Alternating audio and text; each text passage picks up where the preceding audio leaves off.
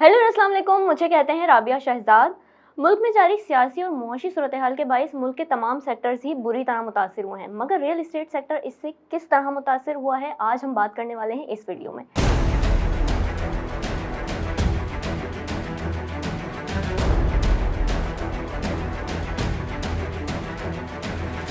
मेरे साथ मौजूद होंगे रियल इस्टेट के एक्सपर्ट और रियल इस्टेट का एक वसी तजुर्बा रखने वाले रेड बॉक्स के सीईओ मिस्टर नवीद शाह साहब। अस्सलाम वालेकुम सर, कैसे हैं आप? वालेकुम बिल्कुल ठीक-ठाक, आप कैसी हैं? मैं बिल्कुल ठीक। थैंक यू आप आई हमारे पास। Thank you so much sir, आपने अपना कीमती वक्त हमें दिया। अच्छा सर, पिछले 1 साल से हम देख रहे थे कि रियल एस्टेट सेक्टर जो है वो कुछ मुश्किलात का शिकार था, थोड़ा-सा डाउनफॉल का शिकार था और अब जो है वो मुल्क की सियासी सूरत-ए-हाल की वजह से मज़ीद किस हद तक मुतासिर हुआ है? इस बारे में कुछ बताइए। राबिया बात ये है कि हमें मालूम है कि इस वक़्त एक तो रिसेशन पूरी दुनिया में चल रहा है, तो उसमें तो कोई दूसरी राय नहीं है। इवन कनाडा में, यूके में, हर जगह पे बल्कि बहुत से ऐसे यूरोपियन कंट्रीज़ हैं जहाँ पे पाकिस्तान से शायद डबल जो है इस वक़्त रिसेशन और इन्फ्लेशन रेट वहाँ पे आया हुआ है उसके ऊपर। तो वो तो अपनी जगह चीज़ मौजूद है। अच्छा, फिर ये होता है कि हमारे साथ पाकिस्तान पे कुछ और भी मेहरबानियाँ हुई, कुछ अपनों की मेहरबानियाँ, कुछ गैरों की मेहरबानियाँ।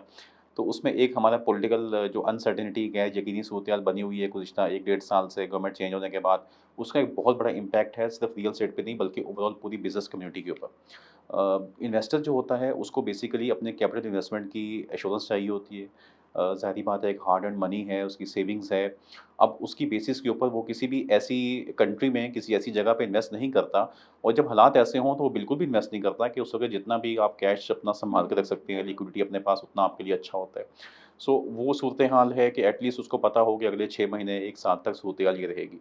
उसका एक इम्पैक्ट हमारे ऊपर मौजूद हमें नज़र आ रहा है बहुत वाज़ेह है। दूसरी चीज़ फिर ये हुई कि हमारे पास यहाँ पे बारिश का जो एक लास्ट ईयर हमने देखा था कि सैलाब की वजह से कुछ मसाइल पैदा हो गए थे, वो उसका इम्पैक्ट रहा 2-3 महीने तक लोगों ने वहाँ पे हमारा जो इंटीरियर्स लोग हैं, वहाँ काफ़ी डिस्टर्बेंस आई है। उसके साथ-साथ एक चीज़ होती है जिसे हम कहते हैं कि मार्केट में एक करेक्टनेस आती है जब आप काम कर रहे होते हैं किसी भी इंडस्ट्री के अंदर तो आपकी जो उसके अंदर जो एक ग्रोथ होती है वो एक लेवल तक मैच्योर होती है देन उसके बाद उसको डिक्लाइन होना होता है। तो एक 10% 20% का एक झटका लगता है हर 4-5 साल के बाद दुनिया में भी। ये दुनिया का एक नेचुरल साइकिल है इकोनॉमी का। सो वो इम्पैक्ट 10-20% इम्पैक्ट हमें वो हिट हो रहा है। फिर हमें रिसेशन और इन्फ्लेशन का इम्पैक्ट हिट हो रहा है। फिर हमें ये जो अनसर्टेनिटी के जो फैक्टर्स हैं ये हम पे हिट हो रहे हैं। तो ये सब चीज़ें मौजूद हैं जिसकी वजह से हम देख रहे हैं कि ओवरऑल रियल एस्टेट और तमाम बिज़नेसेस जो हैं वो इस वक़्त डाउन हैं और हम लोग उसमें सफ़र कर रहे हैं सब। ठीक है। अच्छा सर, अब बजट आने वाला है, 10 जून को बजट अनाउंस होने वाला है। तो बजट में कुछ ऐसी बातें की जा रही हैं कि रियल एस्टेट सेक्टर पर टैक्स लगाया जाएगा और जो सोसाइटीज़ लॉन्च कर रहे हैं उनके गेट घेरा तंग किया जाएगा। तो इससे मज़ीद म मसाइल का शिकार हो जाएगी रियल एस्टेट इंडस्ट्री।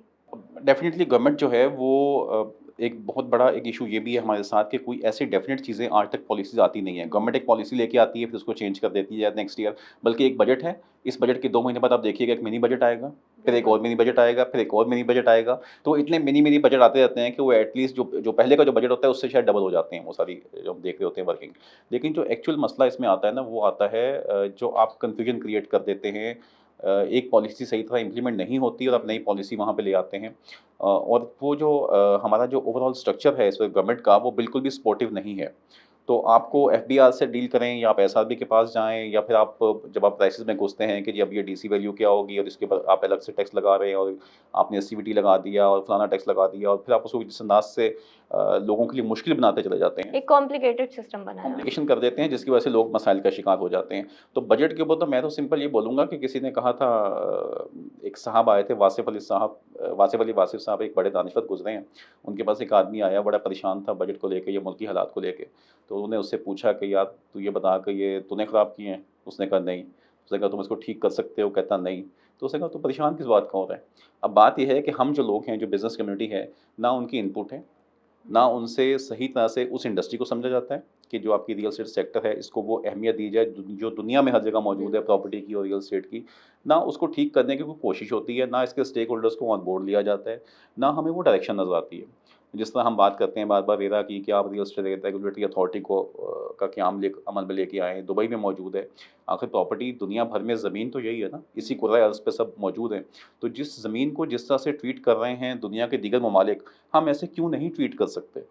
हमारे बाद बहुत से ममालिक आज़ाद हुए हैं, लेकिन उन्होंने रिकॉर्ड्स को अपने मेंटेन कर लिया, डिजिटलाइज़ कर लिया, प्रॉपर सिस्टम बना दिए, एसओपीज़ बन गए, बायलॉज़ बन गए। वो सब चीज़ें उठा के हम यहाँ पे कॉपी पेस्ट क्यों नहीं कर सकते? अगर हम लोग एक फ़ैशन फ्रांस में रात को कोई कैटवॉक होती है, अगले दिन आपको उसका इस्लामाबाद के अंदर आपको नज़र आ रहा होता है, या कोई गाड़ी लॉन्च होती है तो आपको 1 महीने बाद नज़र आ रही होती है। लेकिन वो पॉलिसीज़ जो चल रही हैं दूसरे ममालिक के अंदर, जिसकी वजह से वो लोग कामयाब हैं 10-10 साल से, 20-20 साल से, वो हम यहाँ पे इम्पोर्ट क्यों नहीं कर सकते? तो वो विल जो है ना, वो हमें नज़र नहीं आती। ठीक है। अच्छा सर, जैसा कि हम जानते हैं कि डॉलर जो है वो तेज़ी से महँगा होता गया, पर हमारा रुपये जो है वो उसकी कीमत गिरती जा रही है, जिसकी वजह से कंस्ट्रक्शन कॉस्ट बहुत ज़्यादा बढ़ गई है पाकिस्तान में। तो ऑलरेडी जो प्रोजेक्ट्स जिन बिल्डर्स ने स्टार्ट किए हैं, तो आपके ख़्याल में उनके लिए कितना मुश्किल हो जाएगा उन प्रोजेक्ट्स को कंप्लीट करना? नहीं कर सकते।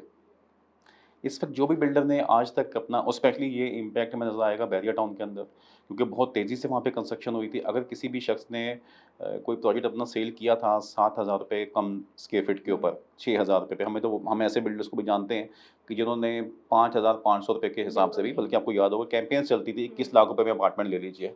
तो हम खुद तब भी हँसते थे कि यार ये तो कोई आदमी बैठ के कैलकुलेटर पकड़ के सिर्फ़ कैलकुलेट कर ले, तो कॉस्ट ही नहीं बनती। तो उस वक़्त भी वो सेल हो रही थी। और अगर उसने उस टाइम पे सेल कर दिया उसको ₹7,000 पर स्क्वायर फीट के हिसाब से, और उसने मटेरियल परचेज़ नहीं किया, उसने प्रोजेक्ट स्टार्ट नहीं किया, तो वो आज उसको डिलीवर नहीं कर सकता, पहली चीज़। तो वो क्या करेगा, वो जो डिफरेंस अमाउंट आएगी उसकी हिट देगा क्लाइंट के ऊपर। अनटिल अनलेस गवर्नमेंट जो है वो सब्सिडाइज़ कर दे चीज़ों को वापस से, जो हमारी स्टील की प्राइसेज़ हैं, सीमेंट की प्राइसेज़ हैं, वो नीचे आ जाएँ। मतलब आज से लास्ट ईयर जो सितंबर अक्टूबर की प्राइसेज़ थी, अगस्त सितंबर की, स्टील आपका गालिबन 2,04,000 2,06,000 पे खड़ा हुआ था। आज उसका रेट शायद 280 282 का रेट है उसका, और ये एक टाइम पे 3 लाख को भी इसने क्रॉस किया था, जिसके बाद आबाद ने फिर एक प्रोटेस्ट करके उन्होंने कंस्ट्रक्शन रोक दी थी।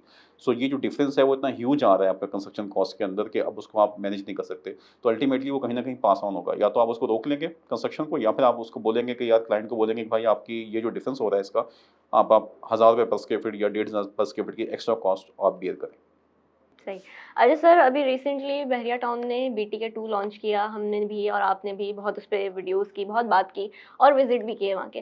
तो बीटीके 2 के फ्लॉप होने की क्या रीज़न है आपके ख़्याल में इस वक़्त? फ्लॉप तो मैं इसको नहीं बोलूँगा, फ्लॉप इस सेंस में देखिए चीज़ मौजूद है, बहरिया एक एस्टेब्लिश्ड ब्रांड है।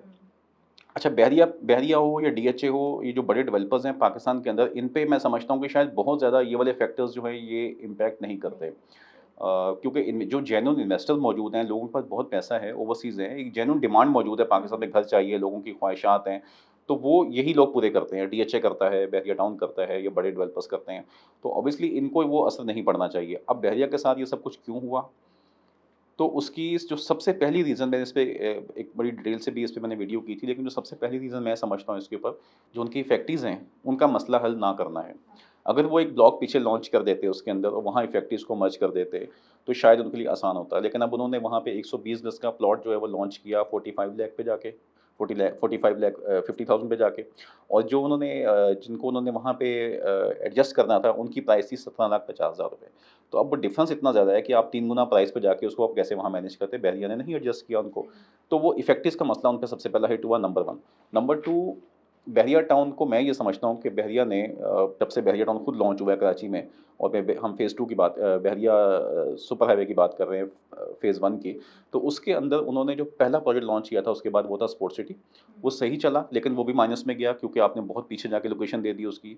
फिर जब पैराडाइज़ लॉन्च हुआ, वो बहुत बड़ी लॉन्च थी बहरिया टाउन की, उसी टाइम पे सुप्रीम कोर्ट का केस स्टार्ट हो गया। सो लोगों का वहाँ पे भी थोड़ा-सा ट्रस्ट शेक हुआ कि ये प्रोजेक्ट आया, लोगों ने बहुत बड़ी इन्वेस्टमेंट वहाँ डाली थी उसके अंदर, पैराडाइज़ के अंदर, और वहाँ पे इश्यूज़ बने। तो अब बीटीके फ़ेज़ 2 जब आया, तो इसके ऊपर बहुत से वो पिछले कंसर्न्स लोगों के मौजूद थे, और ये बहरिया की बहुत बड़ी लॉन्च थी गुज़िश्ता 4 साल के अंदर की, जो उन्होंने की है।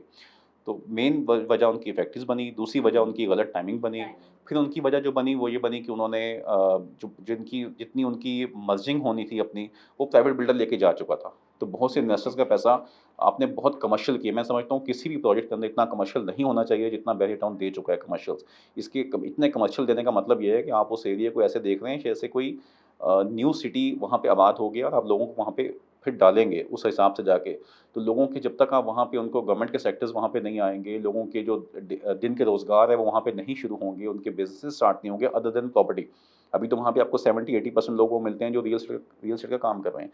लेकिन आपको वहाँ पे ऑफ़िसेज़ चाहिए, आपको सॉफ्टवेयर हाउसेज़ चाहिए, आपको दूसरी वहाँ पे अदर सेक्टर्स वहाँ पे आएँ, तो उसके बाद फिर ये कमर्शियल्स आपके इतने आबाद होंगे। फिर पार्किंग के मसाइल, फिर और दीगर मसाइल, तो ये सब चीज़ें हैं। अच्छा सर, कराची की अगर बात करें रियल एस्टेट की, तो कराची की सूरत-ए-हाल मुल्क के दूसरे शहरों के मुकाबले में थोड़ी डिफरेंट नज़र आती है। ये फ्रॉड्स और इस तरह के केसेस कराची में ज़्यादा होते हैं as compare to Islamabad and Lahore. तो कराची में लोग रियल एस्टेट प्रॉपर्टी खरीदते हुए ट्रस्ट फैक्टर एक कराची में ज़्यादा है लोगों का कि ट्रस्ट नहीं करते लोग। इसकी क्या रीज़न है? नहीं, ऐसा नहीं है ट्रस्ट नहीं करते। मैं समझता हूँ कि पंजाब के अंदर भी ये केसेज़ मौजूद हैं। कौन-सा ऐसा डेवलपर है जिस पे आपको केस नहीं मिलता कोर्ट के अंदर, वहाँ पे बिल्कुल मौजूद हैं।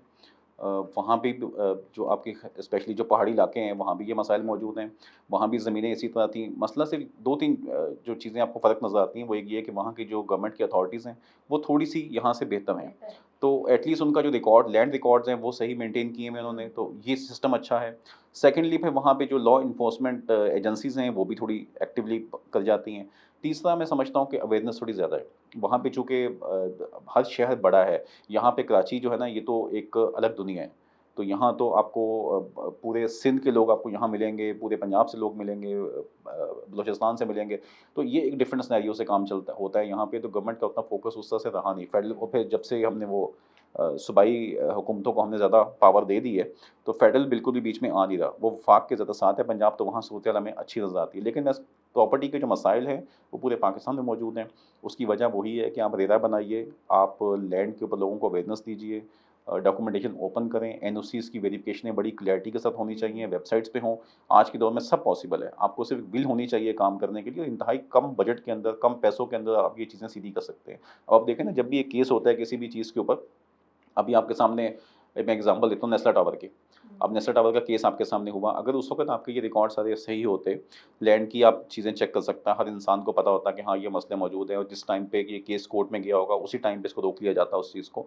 तो इतनी जो सुप्रीम कोर्ट के जजेस वहाँ से प्रवास करके यहाँ आते हैं, उनके प्रोटोकॉल्स मिलते हैं, उसका एक फ्यूल कॉस्ट होती है, उस केस को सुनने की भी कोई कॉस्टिंग निकलनी चाहिए ना, कि अगर एक जज कहीं इन्वॉल्व होता है तो उसकी कितनी कॉस्ट है, वहाँ जो लॉयर्स मौजूद हैं उनकी कितनी कॉस्ट है।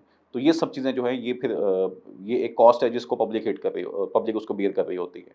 तो ये कुछ चीज़ें हैं जो अगर पहले से प्लान कर ली जाएँ, तो मैं समझता हूँ बहुत अच्छी हो जाती हैं। बाकी पंजाब, कराची ऑलमोस्ट बराबर है। सर, आखिर में मैं आपसे एक बात करना चाहूँगी कि रियल एस्टेट सेक्टर में कराची में रियल एस्टेट की मार्केटिंग में रेड बॉक्स का एक बड़ा नाम है।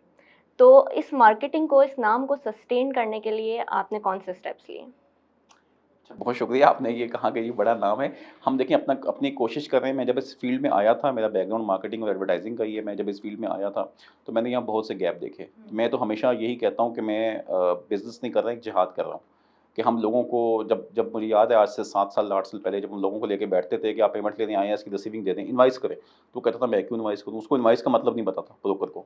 तो हम उसको वहाँ तक ले आए कि आप हमसे पेमेंट जो है वो बैंक के थ्रू लें, इसकी सिस्टम, तो हर चीज़ को हमने सिस्टम पे ले गए। हम लोगों ने अपने सॉफ्टवेयर बनाए, अपने सीआरएम पे काम कर रहे हैं। उस टाइम पे भी जो गैप था, लाइक यूट्यूब था या सोशल मीडिया प्लेटफ़ॉर्म्स थे, मैंने बहुत तेज़ी से हमने उन पे काम किया, आज भी कर रहे हैं। मैं समझता हूँ राबिया, जो आपकी किसी भी बिज़नेसमैन की जो एक बेसिक जो उसकी बेसिक रिक्वायरमेंट है ना किसी बिज़नेस की, वो एक्चुअली इनोवेशन है। अगर आप इनोवेशन से बाहर हैं, आप इनोवेशन पे काम नहीं करते, तो अल्टीमेटली आप जो है वो ख़त्म हो जाएँगे। तो हमारी जो एक, मैं समझता हूँ जो एक कामयाबी कह लीजिए या थोड़ी-सी यूएसपी कह लीजिए, जो हमने अपनी रखी हुई है, वो ये रखी हुई है, कि अगर कोई भी चीज़ होती है, तो हम उस पे काम करते हैं। लाइक अभी अगर अगर चैट जीपीटी आ गया है, तो हम उस पे काम कर रहे हैं। अगर एआई आ गई है, तो हम उसको यूटिलाइज़ करने की कोशिश कर रहे हैं कि हम कितना फ़ायदा इससे ले सकते हैं मैक्सिमम तरीके से। तो मैं अपने टाइम का एक हिस्सा निकालता हूँ, और मैं ये दूसरों पे तो डालता ही डालता हूँ अपनी टीम के ऊपर, लेकिन मैं खुद भी अपने ज़िंदगी का एक हिस्सा जो मेरा, वो रिसर्च पे निकलता है।